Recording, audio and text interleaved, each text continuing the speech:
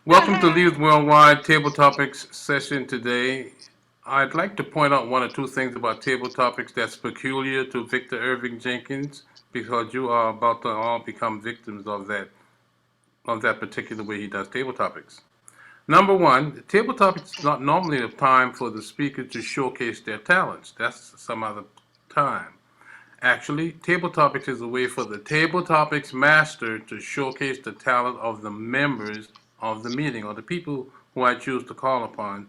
And the only reason I'm talking this long is because you didn't know that already.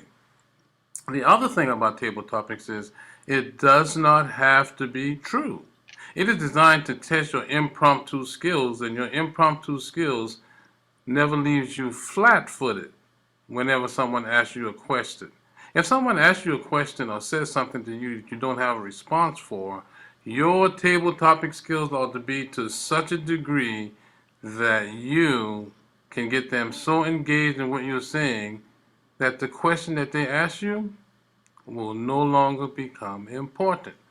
That's one of the major things that Toastmasters can do for a person. Help them engage their imagination, and we are going to see if we can do that today. Our theme is stone soup, and there are many ways of looking at that. And stone soup can be potpourri, it could be an eclectic way to manage things.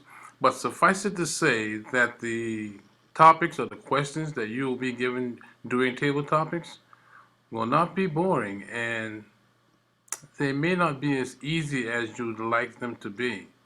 But we are leaders, right? And as leaders, if we are not able to answer the question, we can simply talk of something else for about 2 minutes, as long as the people in the meeting are engaged. Toastmasters does have structure, though, and in table topics, there has to be the use of the word of the day, and there has to be timing constraints. I think that we've been given that information recently enough that we don't have to repeat them, but I will remind everybody to use the word of the day. Let's start with our first participant. Now, we all have things here to do today, and everyone that I call on will have the choice to accept the challenge or not. And as I said, if you don't like the question, you can make up a question. The idea is to just hold your own for 2 minutes. And the timing constraints will be demonstrated in the way that Cynthia talked about. I think the timer is going to raise their hand or something.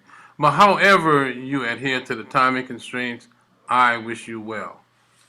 Our first person who had the nerve to say that they couldn't wait for us to start is going to be our Toastmaster, Mr. Talha bin Hamid. So, Talha bin Hamid, in a parallel universe to ours, you were blindfolded and taken to what is described as your own closet.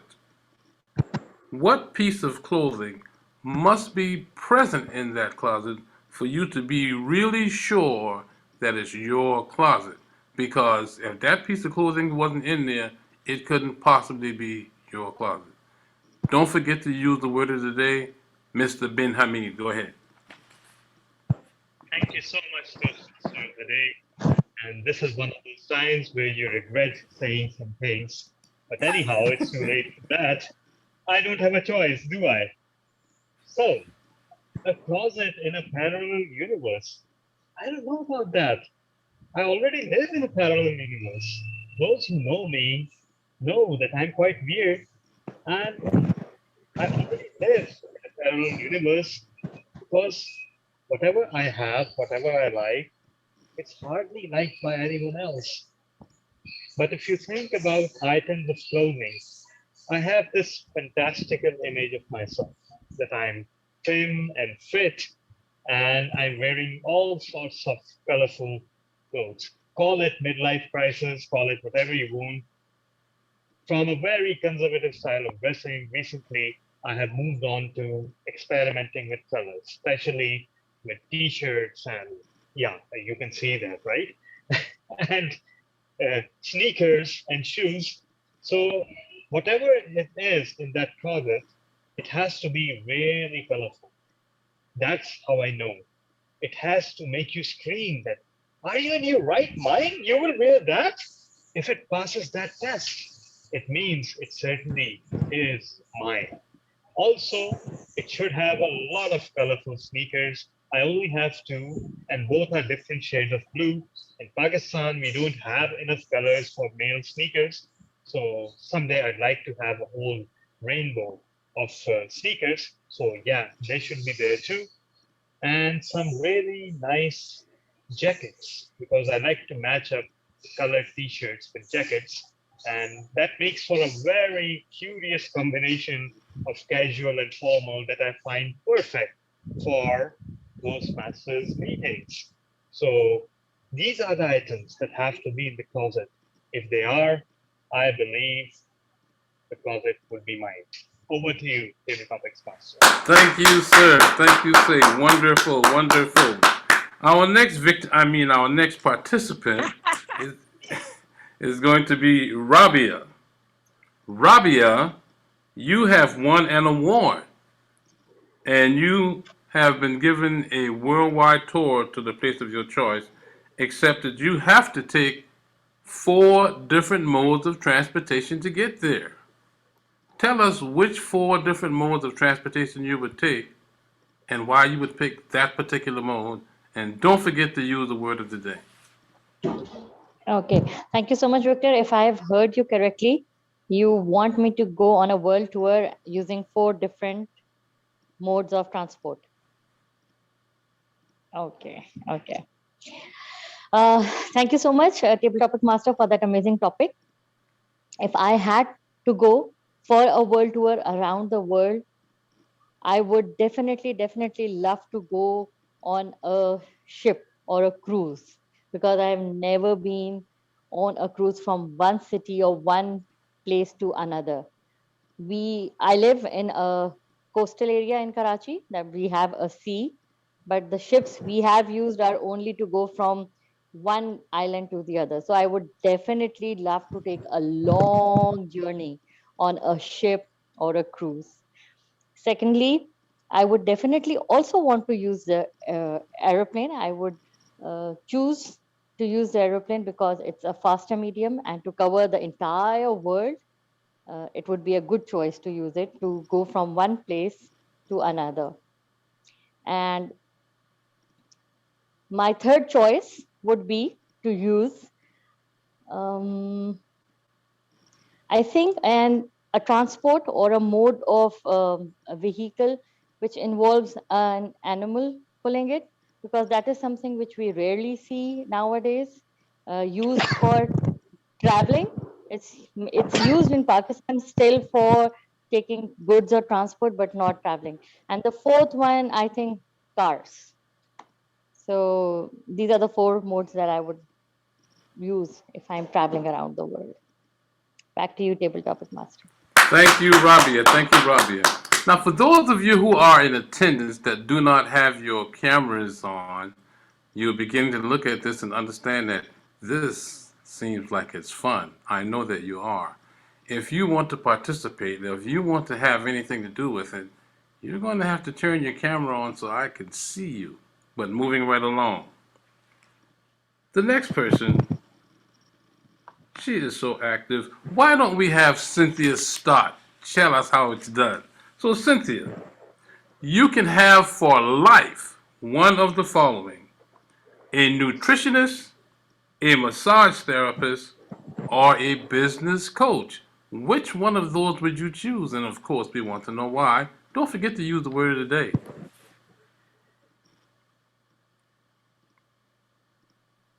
Did you just freeze? I love that question. Thank you. Thank you. You are not doing well connection-wise, Cynthia. I'm sorry.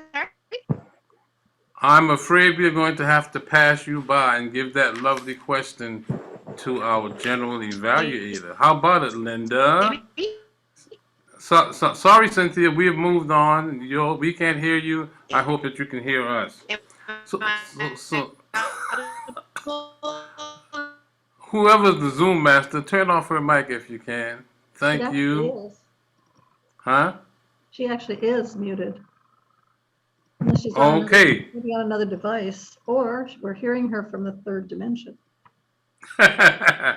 Let's have Linda Patton. Linda, for life, you can have one of these three: a nutritionist, a massage therapist, or a business coach. Which would you choose and why? Don't forget to use the word of the day. Thank you so much, Victor. That is such a great choice of individuals that I'd like to have in my life, and actually that I do have in my life at the moment. So if I had to prioritize them and pick one that I could use, as much as I love my business coach, I think I have to go with the massage therapist. At this time in my life, I have stenosis of the back. And so standing up and speaking in front of groups of people is painful. Sitting down and speaking to groups of people is painful. Lying down and speaking to large groups of people is also painful. What I would bless that body massage therapist to do is to relieve all of the tension in my back, in my neck, in my shoulders, so that I could be much more free-flowing on the stage and to be able to actually perform the speech as I have written it. That is what I would love. I also love having my feet massaged. Oh, the idea of standing up all day and speaking and then being able to have a fantastic warm oil foot massage is just heavenly. I don't know what else I could say about it other than a business coach is really great, but they don't do anything for my body and making it feel a little bit, it works on my mind. And so the massage therapist will become my friend. Thank you, Victor, for this question. Thank you very much, Linda. Thank you. And now our next participant is going to be, I believe her name is Fatima. Is that you? Is that how you say your name, Fatima? My name is Ibtihaj Fatima. Well, your name is what? Ibtihaj Fatima. Iftihaspa. Okay, well, you're next. Okay. And Yes. I have seen different flavors of ice cream. There's this ice cream that has chocolate, vanilla, and strawberry. So that's 3 flavors in one ice cream. So tell me, what is the maximum number of flavors that you would tolerate in any one ice cream, and which flavors would they be? And don't forget to use the word of the day. So you asked me, I have an ice cream with 3 flavors. Okay. Well, that's what I've seen so far, but I'm asking you, what is the most number of flavors that you would tolerate in an ice cream? Actually, I am very choosy person. So I made choices according to my own mood. If my mood is very good, I will go for 5 or 6 flavors. But if I am stressed or something else, I will only go for a chocolate flavor or a caramel flavor. So it depends upon mood. The choice is not decided by me, myself.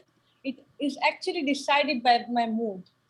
So whenever I am facing different situations, I am changing the number of flavors I am going to eat in my ice cream. And I actually like ice cream too much, but I like to eat in the hostel.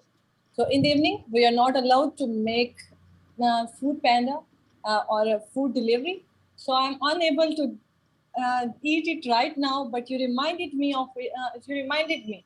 So I am just imagining eating a very chocolate, a mashup of chocolate, vanilla, and some other stuff as well, because I'm coming across with people with different variety. So I'm in mood to eat a lot of flavors. Thank you. Thank you. And our next participant is going to be none other than Carolyn Douglas. So Carolyn, I think we all know that families have a certain personality. and every member of the family contributes to that family's personality. What is it do you personally contribute to the personality of your family that would be missing if you weren't there? And don't forget to use the word of the day, Carolyn. Victor, I don't see Carolyn on the list of participants. I'm sorry. You're going to really be surprised. That's Cassandra. That's what I'm talking to. Close. So, Cassandra, I'll repeat the question. Families have a certain personality, and and thank you, Linda. Families have a certain personality, and I think we know that, right? But everybody in the family contributes to the whole family's personality. What is it that you contribute to the personality of your family that would be missing if you weren't there? Don't forget to use the word of the day. Okay, let's see. People make choices in life. And so with me, I bring spice. If I wasn't around, they would be missing spice. I bring spice to our family.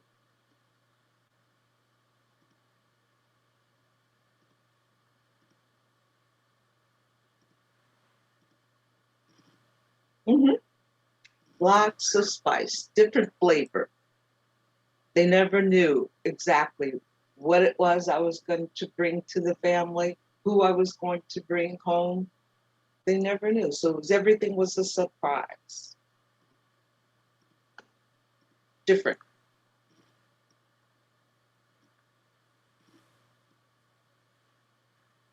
One to 2 minutes, word of the day. Choice. People have a choice in life. Okay. All right. People make Thank choices. you ever so much. Noreen, you are Yes. going to be the next person, Noreen. Noreen, can you hear me and can I hear you? Yes, you're audible, Mr. Table Topic Master, Toastmaster Victor. Okay. We will take off the green background from the timer. Okay, Noreen, we've all heard of this place called hell, and we know what it's like down there.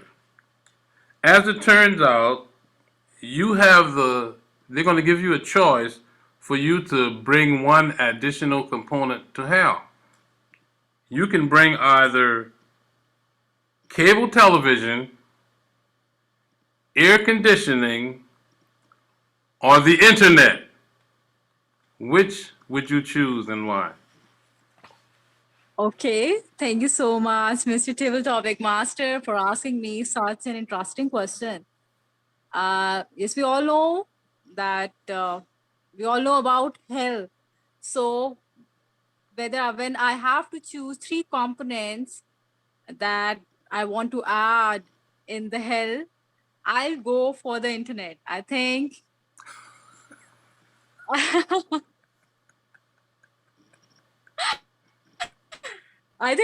because internet will help me in and I will have definitely plenty of time. I'll be busy in watching my favorite seasons on Netflix that I time to of my business. I my club these days. I'm president of Islamabad Toastmasters Club, as we all know.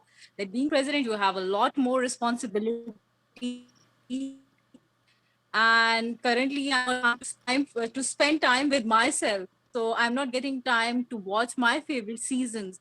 So I think in the one more important component I add to spend more quality time with myself and to kill time. I would love to have internet so that I can utilize more time not only on Netflix and will definitely be connected to everyone if because through internet I think we all will be connected and all the people who will be there with me, my companions, will be having wonderful time. While utilizing internet, and they would be having a great time because of internet and definitely because of me, because it's my choice. So over to you, Mr. Table Topic Master.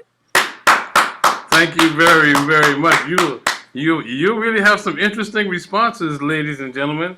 Our next person, I believe, is going to be Miriam. Miriam, money is no object.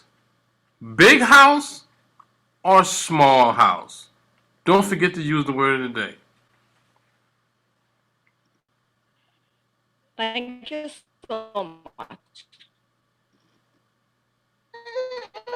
I choose happiness, whether it is in the big one, the small one. The house or home are people in me, that does not matter. The house is big or small. What matters is how you live in there. The values you added to that house, the colors you added on that walls, the pictures that remind you of the memories you had. That I would definitely choose a home. No matter if it is big or small, it has stairs or not. I'll make sure it has laughs, a shoulder that we all cry on, a smile that we do not forget to share, a cry that we can show anywhere, a hug that we all miss. I'll definitely go for a house I can make a home.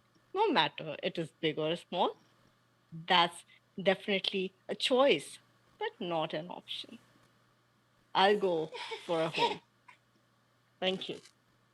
Okay. It was a little bit rocky there, but I think we made it through there. And is there anyone that can spell our timer so I can get her involved? She is one of my favorites. Can someone do that? Who wants to volunteer to spell her, to do the timing? Okay. Oh, thank you. Teresa, Yes. in some imaginary place where we could have as many children as we want. The only requirement is that the children that we have must form a team. It could be a sports team, or it could be a business team, or whatever kind of team. How many children would you have, and for what kind of team would you be preparing? And don't forget the word of the day. Oh, this is a good one. How many children would I opt for? Well, I can share that I've experienced families with many children, as well as families without children. My mother's best friend, as a matter of fact, had 13 children. She had 6 boys before she had her first girl. So that's, and in that family, it was very much teamwork, with the eldest children raising the younger ones because the mother was so exhausted all the time, I'm sure. And the father was out of the house most of the time, earning a living. Then there are the families who have no children. And they, of course, can concentrate on themselves more. And many times, I think when one or the other spouse is no longer around, there's a tremendous amount of loneliness. I would choose someplace between the two. Maybe one of each or 2 of each. Not sure. I see 2 sets of twins, so they could be great company for each other, as well as choosing competition when boredom arose. And that's about all I have to say about that. So thank you. Thank you. Please resume your timing duties. The individuals who I can't see your camera, if you want to participate, why don't you raise your hand or something? Otherwise, I'm going to move on to Mrs. Peel. because Mrs. Peel looks like she is chomping at the bits. Now, Mrs. Peel, my wife makes this thing called a dump cake. And she gets a graham cracker crust, and she puts some cherries in it, she puts some pecans in it, she puts some of this, she puts some of that. And that's where it gets its name from, because you dump all kinds of stuff in it. And it's usually pretty good. I don't know if you ever made a dump cake or if you understand what the dump cake is, but what is the one ingredient that you would put in your dump cake to set it apart, or the one ingredient that you would leave out of your dump cake to set it apart? And don't forget to use the word of the day.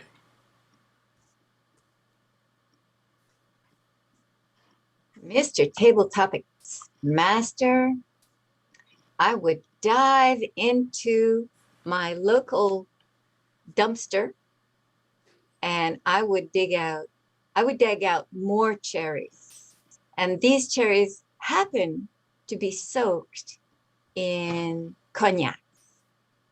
Just lightly, not too heavy, just lightly, but it's enough to soften the cherries. I put a little mascarpone in there.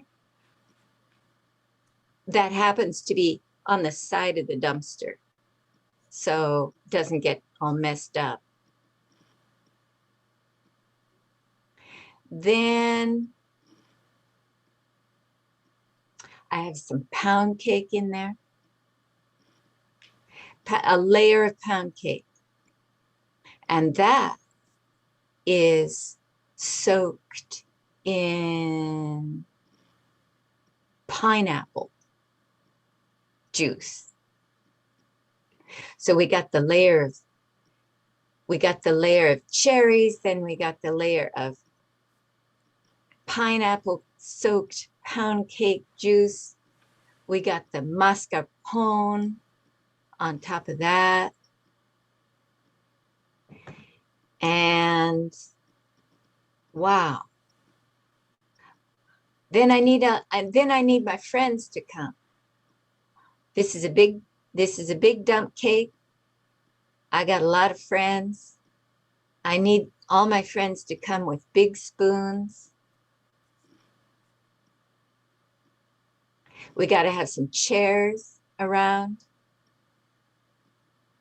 Maybe a pineapple plant or two in the background and a cherry tree to cover our heads.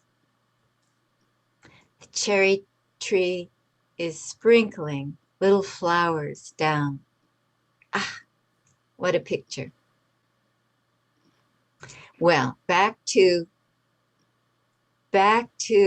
Earth and back to you, Mr. Table Thank you. Topicsmaster. Cynthia Stott, I have a question left. Has your audio improved? I hope so. Can you hear me? Oh, it has. Yeah, Okay. I'm going to keep my video off because I'm having some difficulty with my internet. So I'll just be on audio if that's okay. That's fine. And this last question may or may not throw you. However, Okay. Marching bands are composed of many instruments that together entertains us all.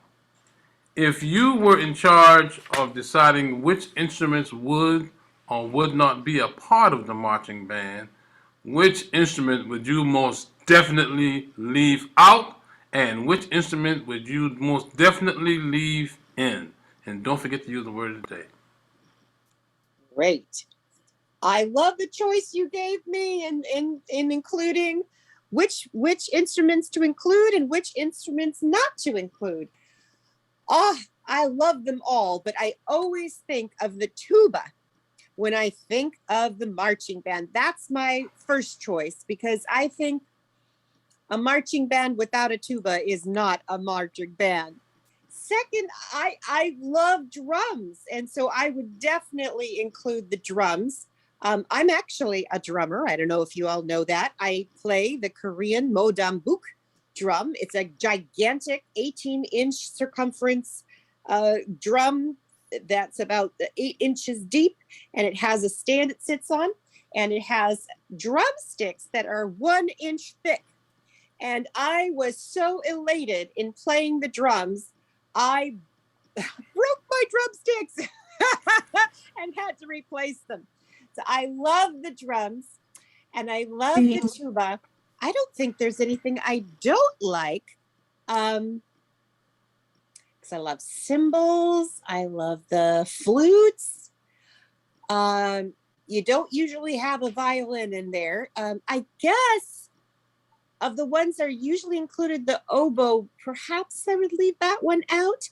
But in general, I love all the instruments. And I think that a marching band needs that. It's like an orchestra. It needs all the instruments in order to make a beautiful, beautiful music. And one thing about my modem book, when I first met my modem book, I was so terrified because I had 4 strong phobias. And I was supposed to just give it, tap it when it's on the ground, and it wasn't supposed to be intimidating, no drumsticks. And I gave 1 tap and passed it along like it was a hot potato. And from that, 2 years later, I was leading a troop at Pier 39. Back to you, Mr. Table Topics Master. Thank you. Let's give all of ourselves a great big round of applause. You did fabulous. You all pleasantly surprised me, and everybody learned something about everyone else. So you participated in spades, and I would be your table topic master at any time. And now for the bean counting.